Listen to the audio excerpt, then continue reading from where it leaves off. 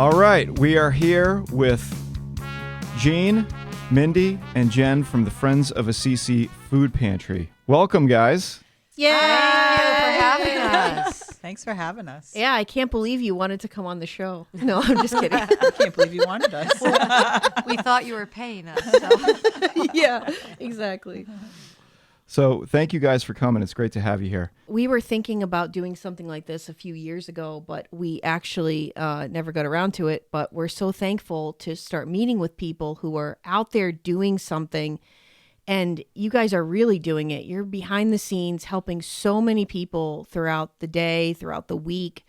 And we're so curious to know like how the whole operation works, how you guys got involved, and all that goes behind it, because I think a lot of people don't understand how much work goes behind what you guys are doing to help feed people and keep people alive in these crazy days that we're living in. Thank you for saying that. Thank you for Yeah. that. I'll let Jean take this. Well, I'll start, but I First do want to question. say that when Mindy first came on board, one of the things she said was she can't believe all the layers, all the layers involved. It's just not simply feeding those in need, but there's the volunteers, and there's the gathering of food, and there's some maintenance on the building, and then there's just a lot.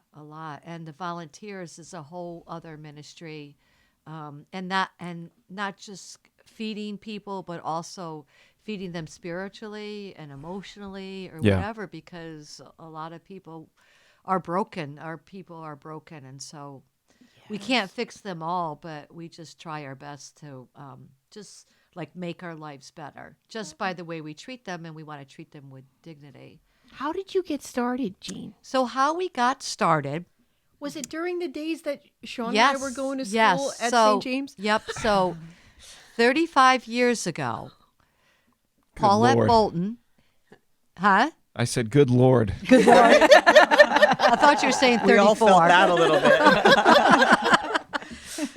And I was pregnant with my youngest, Joey, who is now 34. So it's been 35 years. Father John and I always had a little argument. He would say it's 1 year, and I would say it's the other year. But it started when Father John came. So Paulette Bolton, who had some kids at St. James, and Mary Turnquest, who had 2 girls at St. James. Paulette had 3 kids. Sean was her oldest. I don't know if you know him, Sean Bolton. I think he's a little Yes. bit younger than you Yeah, guys. yeah. They went to Father John and said that there is a big need for to help the people in need with food in our area. I think we should start a food pantry. And so Father John agreed, and he said, yes, but as long as you name it after St. Francis of Assisi, because he loved the people. And actually, I don't know if you know the background of St. Francis, but St. Francis came from a very wealthy family Right. and decided to give up all his wealth and put on his robes and just go through. And he used to just like party with his rich friends and stuff. That's literally what he was doing. And he had like a moment where he just decided he wanted to feed those in need. So That's awesome. yeah, so Father John asked us to name it after St. Francis, and that's what we did. And Paulette and Mary, so Paulette had a child, Colleen, who was in kindergarten with my son, Jamie. And then Mary had a daughter, Julie, who was in pre-K with my son, Jackie. And at that time, I was pregnant with Joey. And they asked me to be a part of it. So I've been there from the first, but it wasn't actually my idea. It was their idea, and I want to give them the credit. They later on moved on. Mary left to be a social worker, and Paulette left to be a kindergarten teacher. And they both moved away and left me holding the bag. Very nice of them. And sometimes I'll say to Paulette, I can't believe you left me with all of this. But Paulette's on our board now, and we meet on St. Francis's feast day in October, and she's part of our board. So that was 35 years ago. And Wow. yeah. And you guys tell about how you came on board. Otherwise, I could just talk all day about this. 3 hours later. That's why we thought to give you the wine. All right. So I think I joined in 2016, and I kind of went through a little thing where I just was like, I got to do something different. 9 to 5 isn't cutting it. It doesn't feel. It didn't feel like anything really. So I just was like, I got to do something different. So I started working more for myself, which freed up time. And then I reached out to Jean, and I didn't really, again, like I knew that the pantry was there. My daughter went to St. James, and so we did the Thanksgiving, thing that all the kids do. And but I really didn't know how involved it was, or really what you all did down there. And I just reached out to Jean on Facebook, Messenger, actually, I think is what I chose. And then I didn't hear back from her right away. Okay. In my defense, I really wasn't that savvy with Messenger at that time, so I didn't know that she reached out to me. She But thinks I I ignored her for 5 months. No, but I felt like I just was like, well, if it's going to be, it's going to be. I mean, I was kind of like I'm just going to put it out there, and what I'm supposed to be doing will come, Yeah. and I Yeah. just kind of moved on doing other things. Not a lot, but just more time for myself or whatever. And then when you reached out and I came in and did the tour, she always likes to give a nice tour when you're new. And I couldn't talk when I left there. I was speechless. I did cry, I think. she was crying, and I And, said, "Oh, she belongs with us." Yeah. Yeah. And She's the a rest big is history. crybaby. A big crybaby. Which And is just who we like. the energy was just awesome, and a lot, but it was just, there's just no turning back, and that was 8 years ago now. Yeah, and we're so Almost 8 years grateful ago. because one of the original people, Pauline Millette, was moving to North Carolina, and she was my assistant and one of my very best friends. So I was really starting to fall into a really sad place. And then Laura, who was my executive assistant, she was trying to do the work of Pauline and the work of the executive assistant, and she was also trying to do all the donors, the Excel spreadsheet and all that, and it was all just too much. So she ended up resigning too, because she had a full-time job as a nurse. And so when Mindy came along, it was perfect timing, because I was just really, feeling like I was losing, because you become a family. You literally yeah. become a family, Yeah. because you go through so much Yeah. together, so much, joy, but also so much sadness. Yeah. So Right. Mindy came along at a really good time. And she says sometimes she still feels like a deer in headlights. Is that what you say? For sure.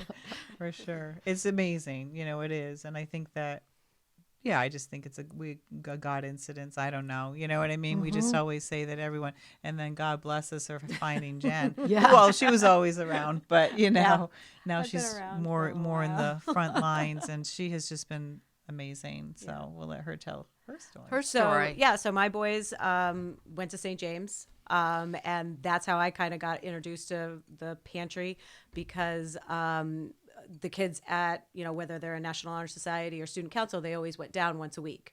And because I was just a stay-at-home mom, they asked for, are there any parent volunteers that want to bring the kids down once a week for an hour? I'm thinking, okay, I'll volunteer, no problem.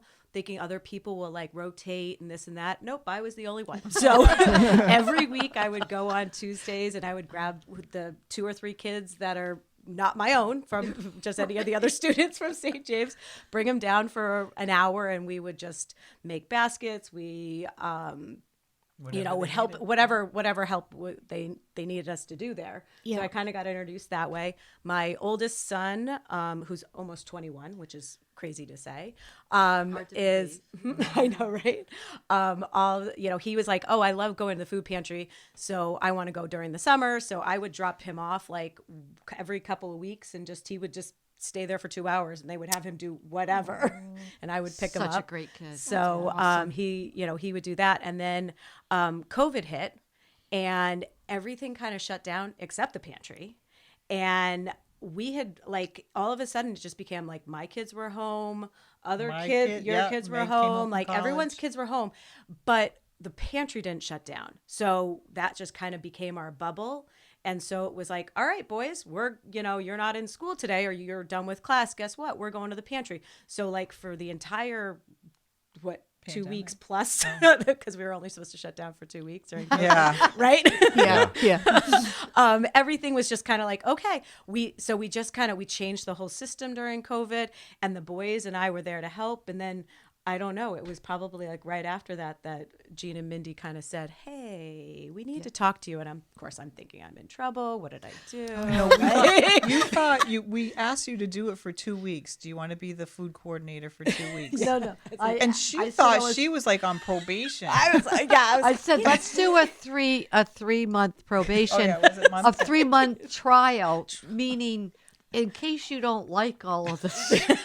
that You we're don't want to doing. do it. now mind There's you, a I had lot. been there for like Then weeks. you can Every have it single out. week I had been there. But she thought she was on probation because we were going to be like wondering if we want to have her. It were was like, no. It was so great. Sorry, you didn't make the cut. yeah. Sorry, we're going to let you go Just now. kidding. Sorry, you gave us so many hours for free. But and the funny thing was that I was supposed to retire when COVID hit. So I literally had my daily planner. I have an old-fashioned planner, and each month I said 4 more months, 3 more months. I was going to quit on my birthday. That was Not at quit, but- 65. Yeah, at 65. That's 4 years ago. And here you are, And still here- doing it. So I said, well, let me just change the whole protocol. We'll change and we'll create a COVID protocol, and I'll help them do that, and then I'll just gracefully bow out. And then I just never left because I just felt like We're so God. much having fun. too much You fun. can't- you can't We leave us. did have a lot of fun. We did have a lot of fun during that time when everybody was, I think, filled with fear and worried and whatnot. We were like, That's no, when you said we're. faith over fear. I right? bought a sweatshirt that said faith over fear. We are not going to be fearful. Amen. And you know what? They were saying you can't hug people or whatever. This homeless guy came up to me and he said, no one has hugged me in so long. Jean, can I have a hug? I go, yes, you're damn right you can have a hug. And I gave him a hug because, that's what I was called to do, is to have my faith and not have fear. And that's why we never shut down during that whole time. Amazing. That was actually one of the questions we had to ask you, was about like what happened during COVID, We because lost a lot of volunteers. Yeah. Not that they died. No, right. No. But they That's what it left. sounded yeah. like. But they just left. Probably lot of them- 75% of Yeah. them. A lot of them were older, and a lot of them I know they received some pressure from their family. Like, we love you, we don't want to lose you. Yeah. And so they chose to step down. And Right. so And the we had to protocol- respect that and Yeah. wait for them to come back. But a lot of them, by the time they felt safe, they were just so much older, and whatnot. So, Yep. and we just stuck to our new protocol. It was efficient, and it worked for people. We were a little worried that one of the things we always did was we gave people choices. So they would fill out a menu and would go to the back room, and the girls in the back room would put it together, and they would all come in and I'd play music. It was like a big crazy family pretty much. But during COVID, we changed it, and they would wait outside. We had a table. Mindy would greet them at the door. Then we had a window. Jen would push their food out through the window. We did pre-made boxes. But they all loved the new system because they were in and out very quickly. If they didn't want the food that they were giving us, they would leave it on the table, or they would share it with a it for neighbor. Yeah, they would turn around and be like, "Oh, do Yeah. you like this?" Yeah. Huh? Yeah, people, they would just turn around. They would ask like somebody behind them, Right, and right, anybody, like, right, "Oh, if you're yeah. interested, I don't want these cans of beans, but do you want the? Oh, sure, no problem." Right. So everyone shared. It was like amazing. Yeah. So it worked really well. And then we wanted them to still have their dignity. So we would put a specials board up and we would give them specials. So Jen or Mindy would ask them what they would want for a special. Do you want like eggs or do you want cheese? Because we feel like if they can have a choice about something, that brings them dignity. Because they might not have a choice about anything That's for the right. rest of the week, except for they get to choose what they want, for a special. So Jen and Mindy take care of their specials, and to this day, everybody gets to choose something. That's awesome. Yeah. That was one of the. How do you guys choose what to serve? Do you like? Does it? And like, is there there's got to be regulations as far as like what you can serve, who you get it from.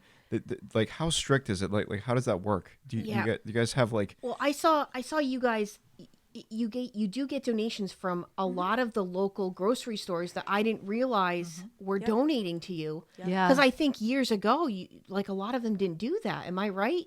Right. So we had a couple years, like in the past few Beat years. Brothers, like it. Yeah. That, Beat Brothers. Few years was Oh one of my the God, first. there's a name from the past. that was before. That was just you setting up that. Yeah. agreement with So them. so we set up things on our own with the different stores, but now we're a member of the Connecticut Food Bank Food Share, and Okay. so they actually have contracts with the various places. Okay. So, and I'll let Jen take this one because Okay. on Thursday, all the donations come in from the various stores. And Yeah, Jen, so Jen we- is our Thursday Yeah, girl. it's been amazing. Like, between we have Stop and Shop, Aldi's, Big Y, Cumberland Farms.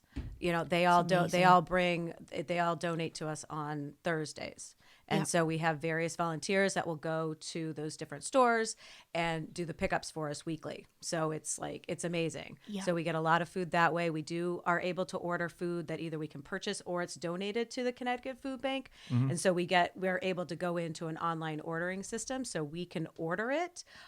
If we have to pay for it, it's usually at a discount, kind of like a super Costco or a super Sam's Club, if you will. So we kind of get a little good pricing, not always, but sometimes. But it's not, we don't always have everything that we always want, so it's not like a grocery store that's like, okay, I need cereal this week. I go in and it's like, cereal is not available, but there's other stuff, Yeah. so it all depends. So I know you asked about how we decide what we give out each time, and it does depend on what we get as donations. It depends on what we are able to order. So each month I make kind of like a master menu, if you will, based on what we have.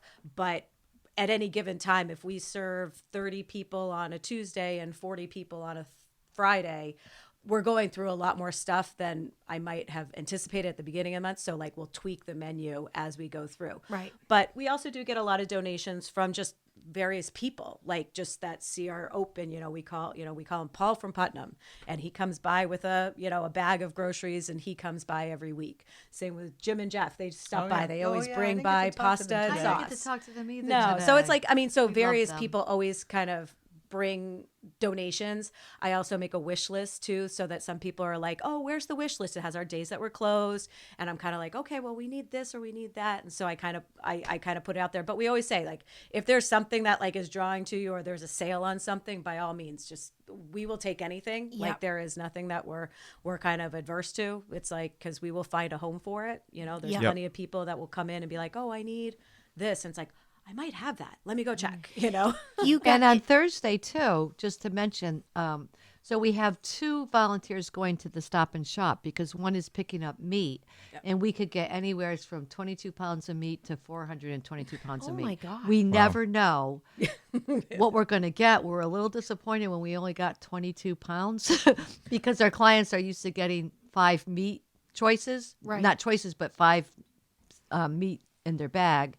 And then when they don't get that, they'll call up and they'll say, oh, I only got 1 meat or I only got 2 meat. So we have to explain that's what we got. And we can only give out what we get. And we have to do it as fair as possible. Mm-hmm.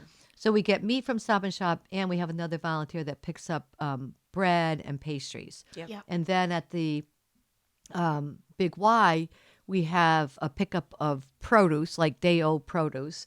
And then we have a pickup also of bread from the Big Y too. And then Mindy, why don't you tell a little bit about produce and the group home girls? So, and also something when we get the private donations, we'll usually check dates. So so Yeah. if we get things from the stores, we don't check date. Well, we do sometimes depends. too. It depends, or you eyeball it, because sometimes we'll get fruit in containers and things like that. So you can tell. Yeah. if it's Yeah. like, or we'll say this has got to go out right away or whatever. And then one of the things that happens at Big Y is they pull produce off the shelf every Thursday morning, and then someone picks that up. And so our job, one of the jobs that we do is we have to sort through it all, and we Yeah. have some group home girls. There's 2 of them, sometimes 3 of them, and they come with their worker, and they are a riot. So, and so it's not the most, it's not a glamorous job. You know what I'm saying? You're sorting through, and you haven't Picking lived through rotten until strawberries. yeah, you to haven't find, lived like, the until 2 or you've 3 that poked are your good. hole into an orange. It's whatever. But and so we'll sort it, and and when we have like pig farmers who will take whatever we can't. So there's no waste either. That's something else that's really important to us. Yes. So we'll either have a pig farmer pick it up at the end of it, or we'll have, okay, this is going to go out right away. We have a table that we'll utilize where people just now, walkers will walk by and just, if they see something on the table, they can grab it, or people will drive by several times a day. And then we'll sort the produce. And then that's one of the other things that, they have a nice bag of produce and root vegetables, whatever we have, Right. we kind of eyeball it and say, okay, this is what we can put together for everyone based on how many people we think we'll get. And we try to be fair. It's very important, to Jean that we're fair. She doesn't want someone to get, a lot more than another or whatever. I think you grew up in a big family, so it's pretty important to you. Yeah. So I did grow up in a big family, and that's why I'm more inclined to save things that other people might throw. I'll say that when I'm training someone in produce or training, I'm using that. But I'll be like, so don't be offended if you put something in the throw out box and Jean comes by and pulls it out and says, this is still good. I go, she does it to all of us. It's okay. So do you guys, I'm sure it varies from time to time. Like, are you able to keep up with demand, or is there times when like there's way more people than you have food for, or vice versa? It is a place of miracles. It really is. 77 Water Street is a place of miracles. And I know when the group of older ladies, we used to call them the Baptist ladies, although one was an Episcopalian, even though she went to the Baptist church. But they used to work on Fridays, and they loved the fact that they would say, I can't believe, and they would make the boxes, I can't believe we're out of peanut butter. And then there'd be a knock on the door, and someone would be coming in literally with peanut butter. Yeah. Isn't that amazing? Those things happen all the time. So many things. Yeah. It's like somebody's listening, because we do. We'll like all of a sudden start talking about, oh, we need to order that, and the next thing you know, it shows up, or it's like you manifest it by just talking about it, type of thing. Like we were talking about, we were low on cereal, and then I think a week or so later, there was somebody that like stopped by with like a truck full of cereal. Isn't So that Teague. awesome? So we network with the other food pantries. Okay. So Carl had gotten a hold of me from Teague, and they had a huge cereal thing. So all the kids from the what's the name of that school in Thompson? Mary Fisher? Is it Mary Fisher? Anyhow, they collected all this cereal, and then apparently they line it up, and then they hit it like a domino. Is it Turtle Lot? I think that's Turtle Lot's the high school. Yeah. I don't know. So then they hit it so everybody donates, and they get 1 billion boxes of cereal. I mean, so much that they have to share it with us, which is perfect because it's around the time that we run out of cereal. Yeah. So it works out really well. That is so awesome. I think, did we have a question? We came up with a bunch of questions, but you guys are answering so many of them. But I think we were thinking about asking you guys about any type of like miraculous stories like that, or any other stories you can think of things that have happened for folks, or because we know God's behind this, right? I mean, it's pretty evident. So Sunday we were invited by the Beth Israel Temple Preservation Society. It's the synagogue. Yeah. And we were invited. We were being honored for the work we do, and we were the guest speakers at the Seder. It's a Seder. I said it wrong. It's a Seder. Yeah. It was very interesting, very, very lovely. And then they put a basket around. They collected almost $600 in cash and food that they gave us. And we were very touched by it. But that Sunday, I was like, oh, what am I going to talk about? Because we're often asked to speak about things, and usually I speak off the cuff or whatever, or I'll have a glass of wine and it loosens my lips. But it was going to be really early in the day. So anyhow, I forgot my daily planner. I left it at the pantry, and I went there to get my daily planner. And when I got there was a person that was huddled. It was pouring rain, and he was huddled in our doorway with a blanket over his head. And it was just the saddest thing. And I know that I was telling these guys today, because we start the day with prayer, and I was telling them people get depressed during this time when there's not enough sun, and I get depressed and I find myself crying more. But this touched me so much. It's like it's still touching me, and it just makes me have tears. But so we'll call him Camden, and Camden was huddled under a blanket, and I said, all right, so I need to get in, but could I get you anything? Would you like a banana or some water? And he said, all right, I'll take some water. And I went inside. I'm like, oh, this is just killing me that he's huddled out there. So, but what can I do? I'm in a hurry. I don't have a lot I can do. And the other thing people have to understand about the homeless people is not everybody can stay in a shelter. There's a lot of Yeah. That's right. rules. There's a lot of people. Yes. There's a lot of people with, maybe mental health problems or whatever. And it's actually easier for him to walk the streets and then huddle in our doorway than it is for him to be in a shelter. Yeah, a lot of people don't realize this. You're right. Yeah. So I went inside and I grabbed a couple of bottles of water and I looked through our apples and got some nice ones because some of them had bad spots, which I don't throw away. Right. And Established. I brought it out to him and I go, you know what? Let me give you my yoga mat because I had gone to yoga that day. So I went in my car and I took out my yoga mat and I said, take this yoga mat and you can go in the back of the building, spread it out so you won't get wet, and then just put your blanket on over the yoga mat. So he went in the back of the building, and then that's how I went back out and I brought him the water and the apple. And I guess, and I'm not saying that that's a miracle. We have a lot of miracles, but I just really feel like God calls us to be at a certain place at a certain time. Yep. And I knew that I was supposed to be there to get my daily planner, but also to make sure that he had, I think just to know that someone cared about him, I think. Yes. Yeah. I went You know? by afterwards, and he was sound asleep. So I think also just like not being like get out of here, Yep. whatever. Yep. I think he was able to just rest, and so it was good, Right. Because Knowing that no one was going to say, Give him a move hard along, time buddy, or- or yeah. whatever, Yeah. And I had told the police before that I didn't mind if he sleeps behind our building. Right.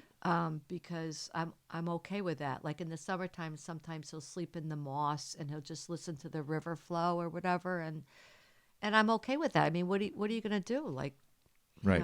I think just to kind of back you up on that point, it's interesting that people, I think now more now than it has ever been, because we have all these podcasts and we have people talking about this epidemic. People are now starting to realize, oh, wow, I'm like one paycheck away from this happening to me. Like, we are living in times where we're seeing this happen more and more to people we would never otherwise have, suspected. And we need to come together and be helpful like this and not judge people because we don't know what their story is. I remember years ago, way long before the pandemic, I used to work for a company that helped people find jobs. So out of all different scenarios and situations, I was helping them find work. And I remember a lot of them, they were like, no, I'm not going back out there. They wanted to stay in, they didn't want to go back out into the world. And you wonder, like, what happened to someone to get them to that place? And now we fast forward past the pandemic, I don't even ask that question anymore for folks, because you're thinking to yourself, it could be anybody, any of us at any given point in time, this could happen to. And I think that's just the way that we're living now, and we have to think about that. But it's yeah. easier to stereotype, I suppose, and Yeah. just like move on, But I think if you peek through the window, like you can't unsee it, and it's not people who just don't want to work or just like, That's right. It is like, we have a lot of the older generations that have to Yeah. come and see us because I mean, sometimes what they're getting is just not enough. We have people who just have come into sickness. Like I remember years ago, there was a woman and she was a scientist at Pfizer, and she ended up at our door because she'd gotten so sick that she lost her job, of See? course. Then she went through her savings, went through all of her retirement, lost her home. I mean, it was not, she did not have family. And I think that's another thing that we take for granted. Like, Yes. I think I'm fortunate enough that I don't think I would ever be in that situation because I do. But a lot of people don't have people, That's right. Yeah. And so, as you said, we really, are fortunate but we're not that, Yeah. we're not that immune from it, that's right. And, Yes. And I think that it's not, we tend to stereotype, and we meet the nicest people Yeah. and the when- nicest grateful. families. And when they come to us, like a lot of people feel like they need to tell us everything. Like there has to be a Justify it. story. Like I'm here because of Yeah. blah, blah, blah, blah. And we're like, it's okay. Like there's Right. no judgment. There's no nothing. Your name, do you live in town? Okay, you're good. Like, well, Yep. but if they want to talk, we'd be happy to hear about what they have to say. I mean, and because they come to us on a monthly basis, we know them by name. We know them like, they were just, you had they'll your show us, baby. oh, you have Yeah. pictures. Oh, like so-and-so, oh, your son's feeling better because his son was sick. Like little stories like that. Like it's amazing, and they're Yeah. always so grateful. They always have a smile, and it's like, oh, I'll see you next month. It's great to see you. Yep. It's like they're friends. Like it's not like Yeah. there's no Judgment. like absolutely no judgment. There's no like, oh, you need to have a story. You need to have a reason to come to us. Right. Nope, Yeah. not at all. I think that's one of the things that so many people forget about is, everyone has their own problems and they get caught up in them and they don't realize that they have, like we were just saying, like a lot of people have it really well off and they don't realize it. And Realize then it. they don't pay any attention to the people that have it worse than they do. And I think the pandemic kind of brought light to that and made more people be sick of like celebrities and that kind of crap. Yeah. And pay more attention to the things that really matter, where you guys have been doing that all along. Do you have trouble finding people to work there and donate and stuff like that, or is it pretty easy? No. So one of our clients today asked if she could volunteer because people want to give back, and I said we would love it, but we do have a waiting list. So Oh wow. Oh, that's awesome. So That's good to hear, though. yeah, That's we so have to positive. put you on a waiting list because And one of the programs that you do too is also we have a community service program. So if you get in trouble, and you need some hours, there's not a lot of places to go around here in northeastern Connecticut to get Yeah. that That done. was- And so yeah. that's something else that we're able Yeah. to do for some people too. And so that works out great. We're like, oh, he's young and strong, and yes, and we'll take your DUI. Yeah. That's fine. And ironically, a lot of some of the guys that come that need community service actually are just regular families that went to St. James and graduated or whatever, and then got into drugs. And I have a heart for them because two of my sons ended up with drug addictions. So, and they're doing great. I mean, they've been in recovery for 12, one for 11, one for 12 years and one I think almost 13 years. We've helped some of their friends get into recovery, and so we work with the recovery community because those people need to get their hours to stay out of jail or whatever. Yep. They're not always reliable, and we're like, oh, where'd so-and-so go? He didn't show up or whatever. Yeah, well, maybe he relapsed, or maybe, like, I get it because I lived through it. Yeah. And so we end up having a certain amount of grace for them because we know that they're trying to do the best they can, but sometimes the addiction is stronger than, Yes. Stronger than anything. and if you haven't dealt with it, you just don't understand it. So I reached out to someone the other day and I go, look, you were supposed to be here and the stuff is heavy from the truck and the girls were relying on you and you really need to, check in with me if you're not going to be here. So he replied back, and they're very honest a lot of times. And Yeah. he says, I'm going to be in this program. And he told me the name of the program. And I go, I'm familiar with that. And I'm pretty sure I can get you to still come and volunteer and do your volunteer work through that. Yeah. So we're working on that. And I think we've just learned a lot about having grace for these people. Yeah. Yeah. And sometimes they'll just stay. Like after their hours are done, they A just lot of continue times. to volunteer. Do the other food pantries? I don't know if you guys even know this. Do other food pantries do the same thing? Like work with youth to get them involved Yeah, and I stuff? think that they try the best they do. can. And like it the really- group home girls will go to Yeah, the group home girls go to Teague. So then we're too. always like, so What's Who do you Steve like like? better? We're more fun. we're right? cooler, right? We're actually taking them to Sweet Peas Sweet cheeks. Sweet cheeks. Oh, sweet Yeah, cheeks. yeah. Yeah. Sweet pea. We got a sweet peas and a sweet Yeah. cheeks in town. Sweet Yeah.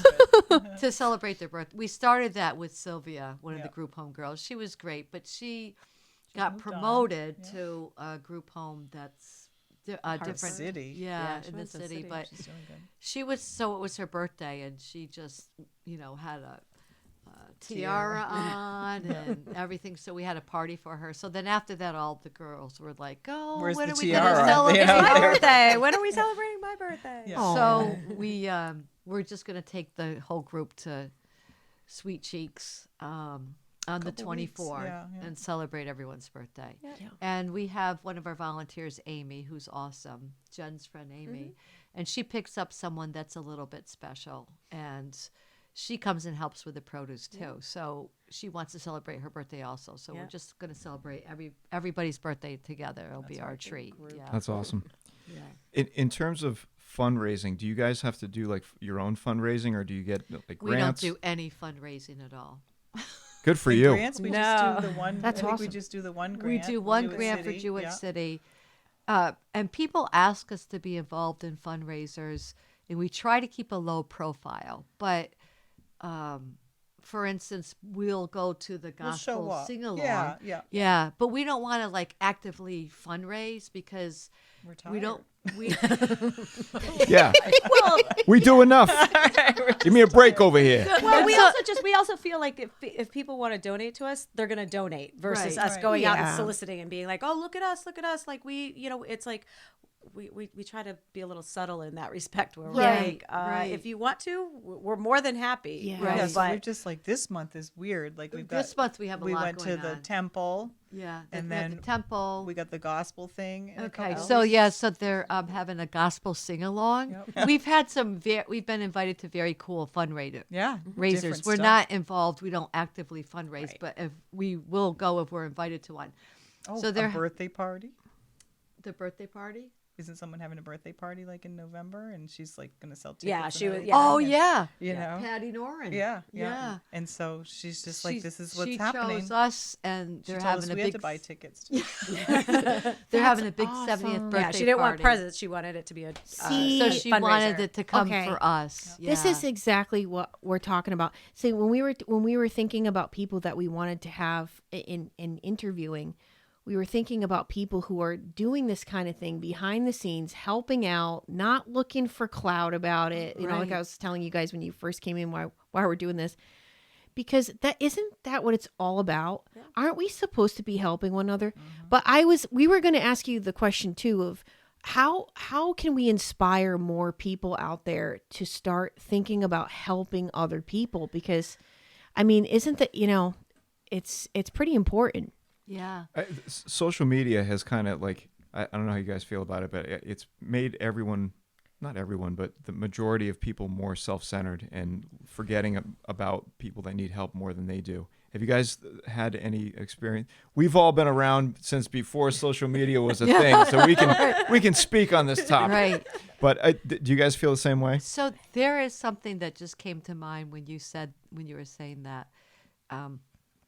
One of our very first volunteers was Bernice Bissonette, and she was the most amazing person. Paulette and I used to say, when we grew up, we want to be Bernice.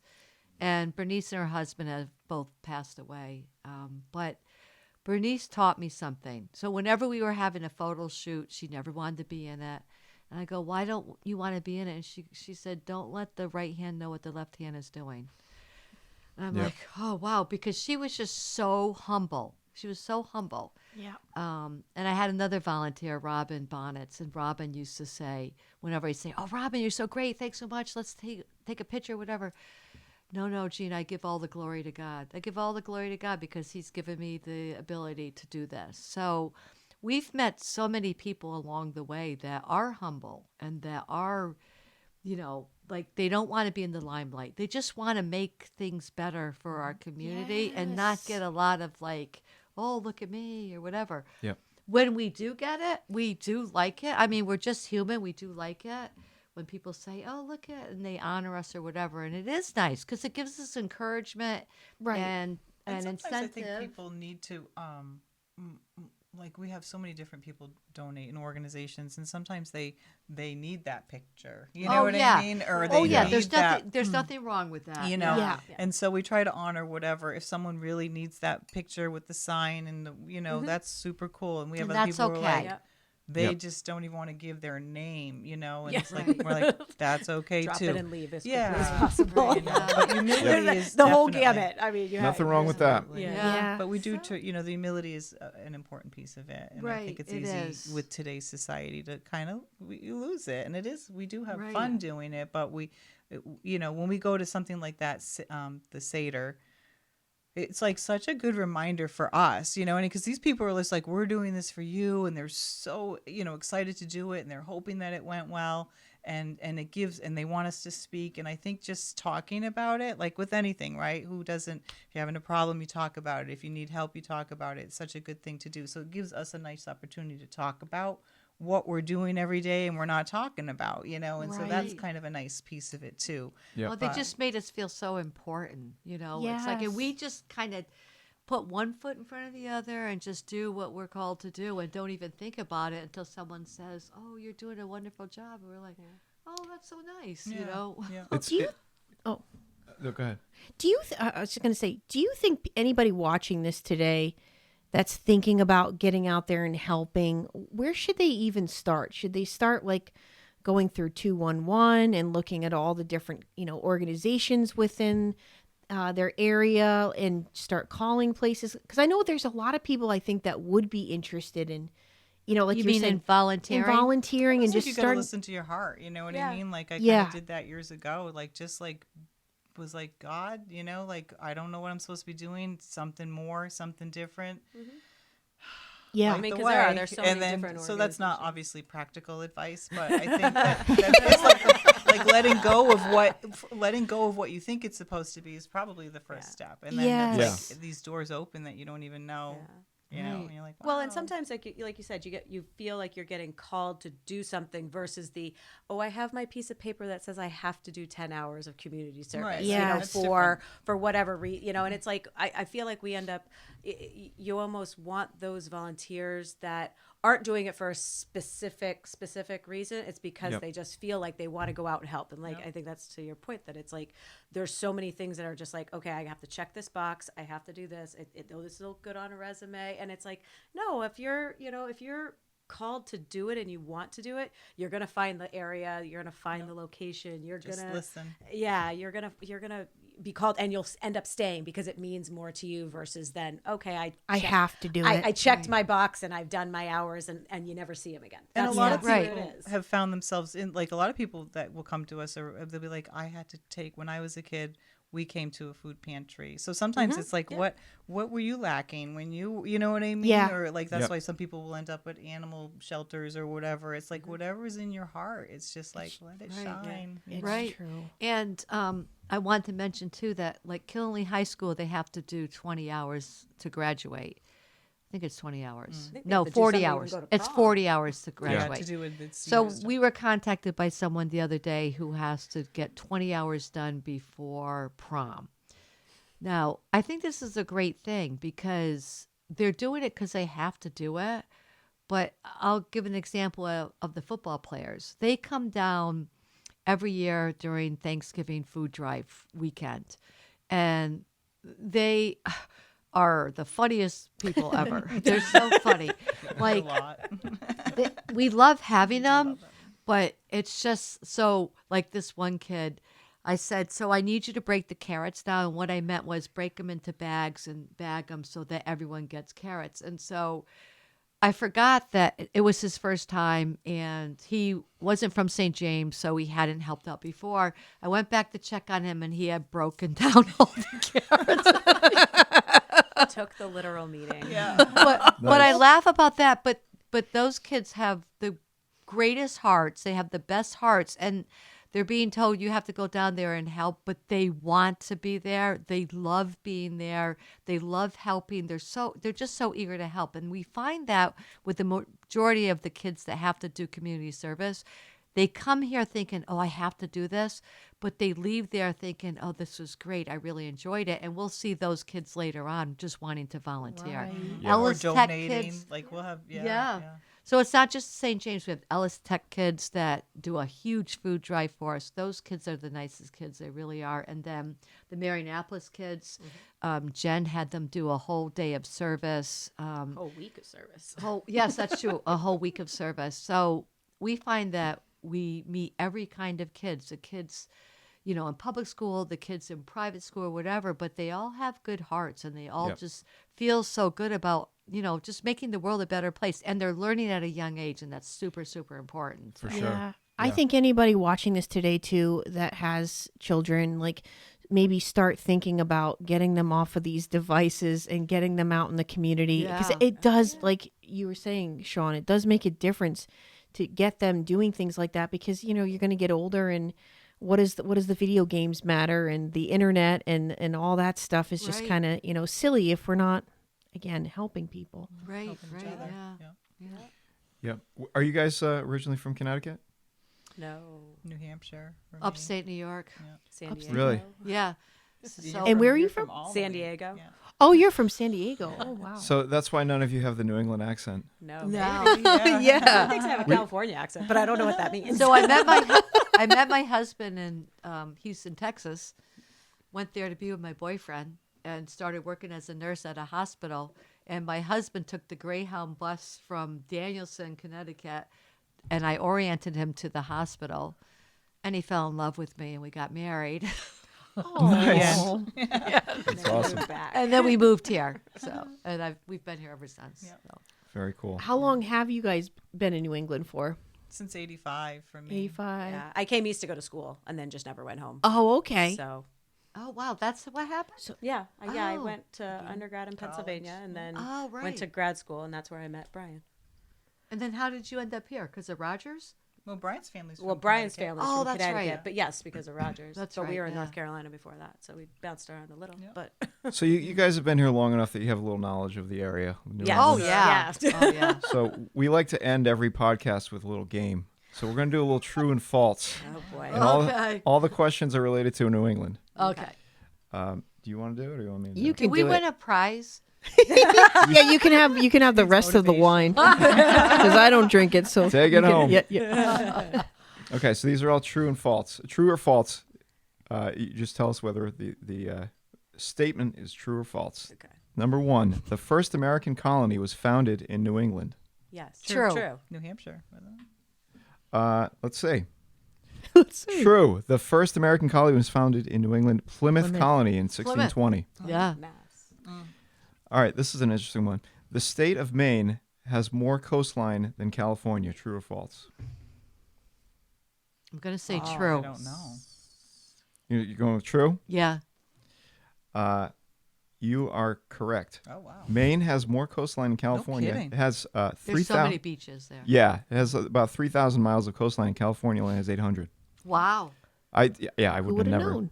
I would have never known It that. takes a long time to I drive the was whole state just of California. in I've Maine. done that. Yeah, I have too. From I the have west too. to the bottom. a Yeah. beach in Mexico on Tuesday morning to a blizzard on a beach in Maine on Saturday morning. What a difference. But let me tell you, both beaches were so beautiful. Still a beach. Yeah. Yeah, Yep. still Yeah. a beach. I guess Maine is much bigger than I thought. Yeah. It's huge, yeah. All right, next one. The New England Patriots were originally based in Rhode Island. Oh goodness. I never heard of that. No clue. False. Let me text Tom Brady. That one's actually false. Okay. They were based, they were originally based in Boston, and as the Boston Patriots before moving to Foxborough in 1971. So they Okay. started out in Boston. Okay, next one. I'm not a sports fan at all. I don't know why I put these in here. I don't know about you guys. Neither am I. Well, it's New England, so you figure a lot of people A lot of probably people are. are. Yeah. Yeah. The Boston Red Sox were the first MLB team to win 1,000 games. True. True. Sorry, that's false. Boston Red Sox were not the first MLB team to win 1,000 games. However, they are one of the oldest and most successful teams. Who was the team that had the 1,000? It's a good question. I have no idea. Gosh. We gotta Like find the out now. Yankees. Part 2 coming. Okay. Massachusetts once outlawed Christmas. They are such a weird terrible. state. Why would you Let me outlaw tell you, Christmas? they're a weird state. True. No, I don't know. I'm gonna say true because they're just so weird. You are correct. Okay. We're not welcome in Mass. It was Sorry. it was my illegal friends from in Mass. 1659 to 1681. Puritans hated it so much that anyone caught celebrating it had to pay a fine. Now we know why people call them assholes. Dope, dope, dope. I like that.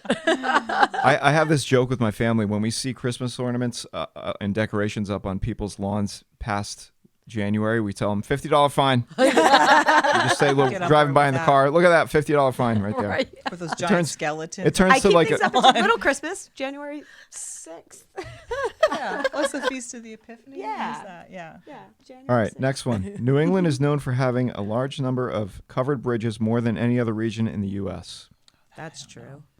Is Vermont part of New England? Yes. Yeah. Yes. Yeah. Yes. That is Yep. correct. Yeah, the late 19th century Yale student. No, that's sorry. That's a different answer. Yeah. Especially Vermont, and New Hampshire. So you were right about Vermont. Okay. Next, Connecticut is the birthplace of the frisbee. Wiffle ball, I know that for sure, but frisbee? Oh, I didn't know that. That's pretty Wiffle cool. ball, yeah, that was in just outside of Waterbury off of Route 8. See? One of my football. kids had We're to do a big learning some new Connecticut things thing. today. There's too much wind up here. Frisbee? I don't know. The frisbee. That one's actually true. In the late 19th century, Yale students started throwing empty pie tins from the Frisbee Pie Company at each other, and then someone thought to themselves, "Why don't we make these out of plastic?" Oh. And then, Cool. And then now here there's we are. disc golf. Yeah. Yeah. And now there's disc golf. All right. Next one. New England is the birthplace of the American subway system built in Boston in the early 1900s. New York is not in New England. No. I would have thought it was New York. I feel like it's in Europe or something, not Europe, Yeah. but like Let's say no. Yeah, you're right. It's false. The first American subway system was in American Boston, but opened in 1897, not the early 1900s. So I guess What? it is Wait, true, that is true. But it, but it was just the wasn't wrong early. dates. The wrong dates. Oh. Who came up with these? God. All right. Next one. Maine has a festival where people race lobsters. I would think hope so. That's true. I mean, everything is Maine lobster.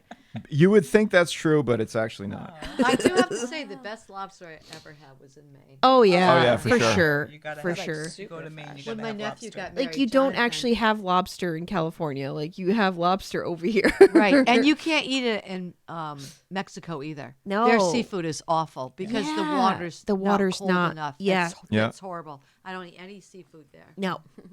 Good to know. A farmer in Vermont trained a moose to plow his fields. I could see that. Well, Why I not? could see a moose just Especially if walking, he, like, pulling helped- something. If Not he like raised the moose. We're gonna like, say from yes. A baby. You are correct. In 1892, a Vermont farmer named Jebediah Pike. Jebediah. Obviously. Of course, it's Jebediah. Jebediah Pike was said to have trained a moose to pull his plow because he refused to buy a horse. Local historians claimed he even wore a saddle. Wow. They're so All right. big too. And this is the last one. Last one and most ridiculous. There's a haunted Dunkin' Donuts in Boston. Legend has it that the first D&D in Boston, Dunkin' Donuts, is haunted by the ghost of an angry customer who never got his coffee. Employees claim that they hear a voice late at night crying, "Extra sugar." I'll say true because it's so far fetched. Yeah, that one's actually false. Never can tell. People Well- like their sugar. Well, it is. We are like the most haunted area of the whole United Yes, States. we are. New England. Grill 37 is haunted. Yes. Yep. Really? Yep. I didn't hear that one. Well, I knew that before the podcast. Really? I didn't know that. Oh, I never heard that. Oh yes. Where else around here? Gosh, there's so much. There's so much. Someplace in Sterling, near that, it's That called road. Hope something. I think someplace near there is haunted too. Yep. Yeah. Gravity Road is Gravity Hill. Or Gravity something. Hill. That's not haunted. That's just an optical illusion. Yeah. Yeah. But Yeah. But maybe it's haunted too. Who knows? Well, anyway, it's been a pleasure having you guys. Thank you so much for being here. having us. Yeah, this was fun. And we wish you the best. And we'll put links up as far as if there's any links you guys want us to put up in terms of. we actually have to go pick up the kids at St. James. Oh, that's right. Go. Yeah, you know what? We don't have to do that. Yeah, I know. He does. He did. What drinking. grade are your kids in? He does. 8th and 4th. 8th and 4th. Nice. Yeah. 8th is the best grade ever. You My get to wear kids the had so much- separate, the Although- fancy uniform. Yep. My Yep. kids did get kicked out of school in 8th grade. There's a whole group of them because over the summer I bleached and dyed everybody's hair in my son's class. Not everybody, but Kyle and Chris Butler, Jackie. There's about 4 of them. Yeah. Miss O was the principal at that time, and we got a very nasty letter from her. Mrs. Sear, I hear that you did this and this. Your children are not welcome back at St. James until you rectify their hair. What? Really? Wow. Wait a minute. What year was this? Well, Jackie is 38 now. Oh, so my whatever year his class goodness. was. No Yeah. wonder we rebelled, huh? Oh God. Yeah. They were awful. And That's why we're and putting up crazy videos on the internet now. Thanks. Jamie was in.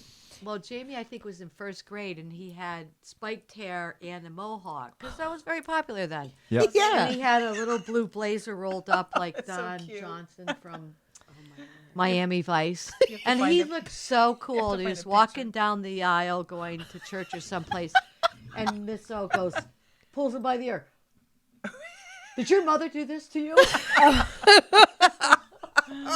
You need to tell her you can't have your hair like that. Oh, my goodness. That's And awesome. you And know look at what how it that all does? turned out, see? That just creates rebellion. Yeah, yeah. Yeah. Yeah. Yeah, but the rebellion in the right direction because, Exactly. look what you guys are all doing now. And Yeah. it's amazing. We can't thank you enough for coming out here into the boondocks and doing the show with us. Yeah. And, Oh, It's this really is thank great. you. It was a lot of fun. Yeah. Yes. anytime. For sure. yes, we'll definitely, we want to probably have you guys on again and see like how everything is going. And, Okay. and if we get any comments and people who are inspired by this, we definitely want to let you know, and because we just want to keep spreading the help and, Yep. Help your neighbors. I think- Yeah. Work your Yep. orbit. Sounds good. you know. Asking all these questions and inviting us to share really helps us to love what we're doing more so because Yeah. we're taking time to think about it. Whereas when we're there, we're just like, a working so tornado. fast. But when we Like this sit here morning, and just yeah. like contemplate it, it just makes us love it more. So we appreciate that you guys Yep. It's are good for honoring us. us to do Yeah. this. Yes. awesome. Thank you so much. Thank All you. right. Until next time.